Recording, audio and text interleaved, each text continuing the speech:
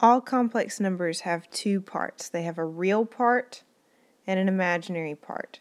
The imaginary part is indicated by the fact that it's multiplied times I. Remember that I is the imaginary unit. Complex numbers include the real numbers, which are numbers that you're used to using, like 5 and 17 and 1/5 and things like that. But they also include all imaginary numbers. So remember that I is the square root of -1. So square roots of negative numbers are included in the complex numbers, and combinations of real and imaginary numbers are included. So one way that we can look at complex numbers is on a graph.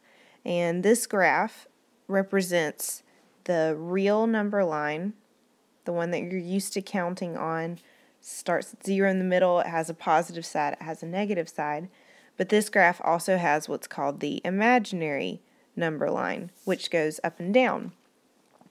And whenever you have a complex number, for example, 3 minus 4i, you can show that position in relationship to other complex numbers by graphing the real part on the real number line, so that would be out 3, and then the imaginary part on the imaginary number line, which would be -4, so we would go down 4, and then the point where we end up is that point in space, 3 minus 4i.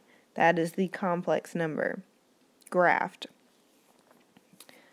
So for another example, we could use, let's see, -2 plus I. So that means we're going to go -2 for the real number, and then we're going to go up 1. Remember, there's an understood 1 in front of any variable. So there would be the point -2 plus 1i. One thing that graphing can help with is finding the modulus of a complex number. Now, modulus is a word that you're probably not used to hearing, but modulus means the distance from 0.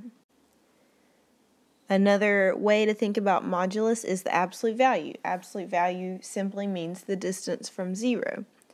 In this case, it's a little bit more complicated than just taking a number and making it positive, because that's not really what absolute value means. Absolute value means how far away from it is 0. Well, if we take this example, 3 minus 4i, and we already know how to graph it, we would go out 3 and then down 4. So that'd be this point right here. This number would be 0. So we want to know how far is this away from 0. And when you count diagonally, you can't just say that this is 4. It's not 4, it's more than 4. But we can look at this as a triangle that's 4 down and 3 across.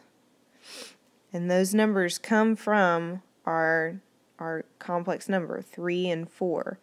And then we have a theorem that says if we know the two legs of a right triangle, then we can find out its hypotenuse. So we can find out this modulus c here by using the Pythagorean theorem. 3 squared plus 4 squared equals c squared.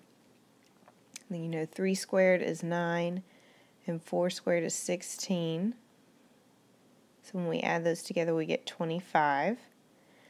Now that tells us what c squared is.